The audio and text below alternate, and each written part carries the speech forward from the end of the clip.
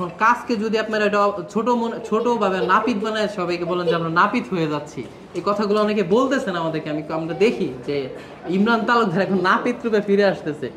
বিষয়টা হচ্ছে কে কি বললো সেটা না। আজকে আমার ঘরে ভাত না থাকলে আলোচনা করার সমালোচনা করার মানুষ অভাব নাই ভাই। এক বস্তা চাল দেওয়ার মতো ক্ষমতা কারণ নাই, নিজের বাপও দেয় না। আজকে হচ্ছে দেখেন নিজের মানে অনেক সন্তানরা না খাইয়া থাকে, নিজের বাপ যায় দিয়ে আসে না, নিজেরটা নিজে কইরা খেতে হবে। এই বাংলাদেশের মধ্যে একটা টাইস মিস্ত্রির মজুরি আছে 1000 টাকা, কিন্তু কিছু শিক্ষিত মানুষ এই কাজগুলো করতে লজ্জা পায়, কিন্তু বিদেশে প্রবাসী গিয়ে কিন্তু ওরা ঠিক এই কাজগুলো করতেছে। কিন্তু আমাদের নিজের দেশে অনেক কাজ আছে কিন্তু কাজগুলো তারা করে না। তো আমার প্রেক্ষাপটে হচ্ছে কাজে লজ্জা না, বেকারে লজ্জা, চুরিতে লজ্জা। কেন মানে বলতে কি ব্যবসা করবো না, চলতে হবে না? সেলুন ব্যবসা কেন, অন্য কোনো ব্যবসা করতে পারতাম। আমরা এটার প্রতি ট্রেনিং দিচ্ছি, এটা শিখছি, এটা দিচ্ছি, মানে যেটার অভিজ্ঞতা আছে সবাই দিচ্ছে এবং তাদের কাছ থেকে আমি বিষয়গুলো জানছি। জানার পরে আমি তো আউট কোনো অভিজ্ঞতা কখনো নেই কন্টেন্টই শিখছি। এখন এটা হচ্ছে যে যারা দিচ্ছে অন্যান্য কন্টেন্ট ক্রিয়েটর তাদের কাছ থেকে পরামর্শ নিয়ে আমি আর কি দেওয়ার সিদ্ধান্ত নিলাম। এই সেলুন ব্যবসায় কি এমন আছে যে আসলে সেলিব্রিটিরা দেখা যাচ্ছে সবাই আসলে এই ব্যবসার প্রতি ঝুঁকছে, আসলে কারণটা একটু বলুন, আসলে কি এমন জিনিস আছে এই ব্যবসায়? আচ্ছা, যদি এটা বলতে চান এখানে হচ্ছে আমি প্রথমে তো বলবো যে আমাদের প্রথমেই যা খরচ হয় 20 লাখ 25 লাখ টাকা যে ডেকোরেশন যা খরচ হবে, পরবর্তীতে আমাদের হচ্ছে যারা সেখানে কাজ করবে শুধু তাদের আর কি খরচটা দেওয়া হবে, এছাড়া মানে প্রথম ইনভেস্টটাই। এখানে যে অন্যান্য মাল এত বিক্রি টিক্রি কোনো ঝামেলা নাই, মানে একটা স্বাধীনতা আছে আর কি।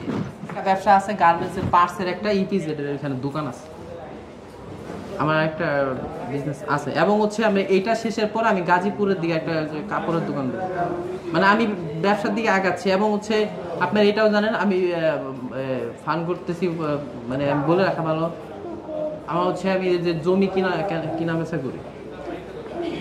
কিছুদিন আগে মনে একটা ভিডিও দিছিল।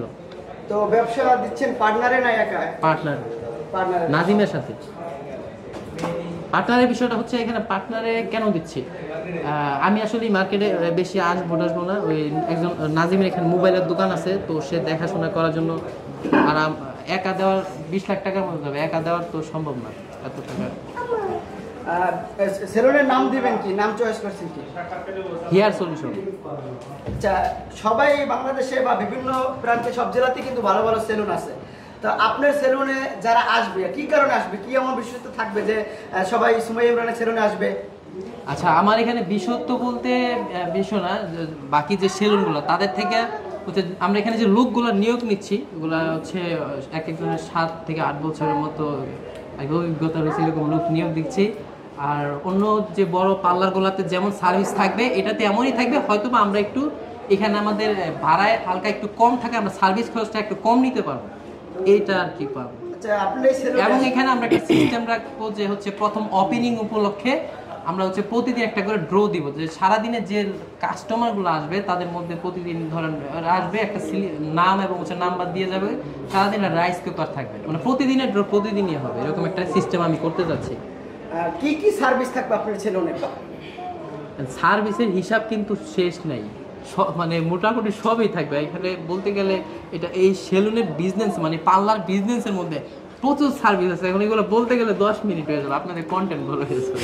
আমরা দেখেছি মামুন তিনি সেলুন দিয়েছে, তারপর এর অনেকে আসলে সবাই সেলুনের প্রতি ঝুঁকছে, তো আসলে তার সেলুনের ক্যাটাগরি সব সার্ভিস পাওয়া যায়, তো আমরা এই মার্কেটে এসে দেখেছি যে সেলুন আছে, কিন্তু আপনার সেলুন কি আসলে ভিআইপি বা কিরকম হবে একটু বলবেন? আমারটা হচ্ছে মোটামুটি সাভারে আশুলিয়ার মধ্যে সবচেয়ে, আমি বাকি এলাকা অনেক পার্লারগুলো আছে আমি ওগুলো ঘুরে দেখছি, কিন্তু ওদের থেকে আরো উন্নত করার চেষ্টা করতেছি, জানি না কতটুকু হবে। হওয়ার পর আপনারা ভিডিওর মাধ্যমে দেখতে পারবেন, আপনারা আসবেন দেখবেন, তারপরে আর কি।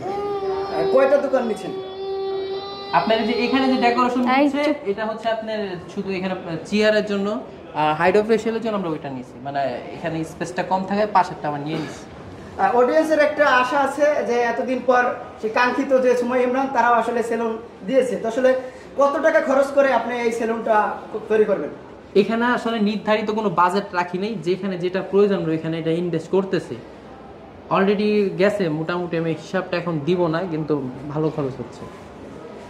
আর হচ্ছে এই ব্যবসাতে যে আসতে চায়, মানে যারা হচ্ছে উদ্যোগ হতে চায়, যে আমি যেমন হচ্ছে অন্যদিকে দেখে করে ফেলছি, আসলে এটার মধ্যে শিখার অনেক কিছু আছে, আগে জানতে হবে, বুঝতে হবে। আমি কিন্তু হুট করে উদ্যোগ নেওয়া, আমার আসলে অনেক কিছু অভিজ্ঞতা নাই, আস্তে আস্তে হয়ে যাবে।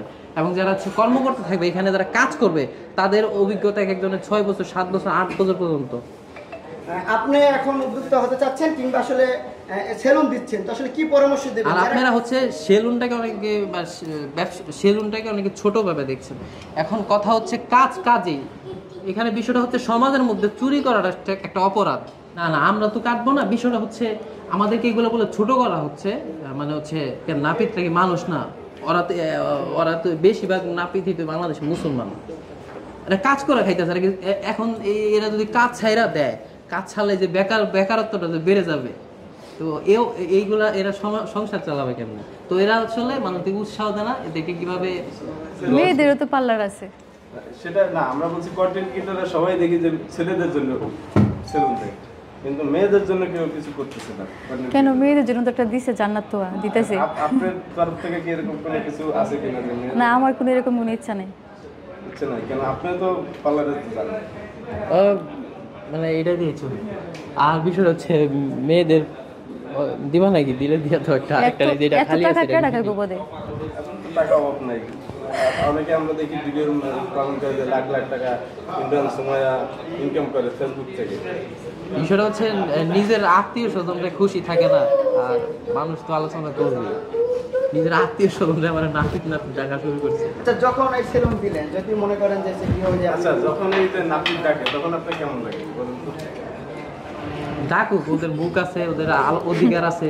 ডক্টর ইউনূস একটা ভিডিওতে বলছিল, দেখছিলাম যে আপনারা আমাদেরকে না যা ইচ্ছা আলোচনা করেন, আমাদের কোনো দ্বিধাবোধ নেই, করতে পারেন। তো আলোচনা করেন, সমস্যা নেই, করতে থাকেন। নাপিতকে যা মন চায় ডাকেন, আমরা আমাদের মতো আগে যাব। কিন্তু জ্ঞান দেওয়ার মানুষ অভাব নাই, কিন্তু টাকা দেওয়ার মানুষ অভাব আছে।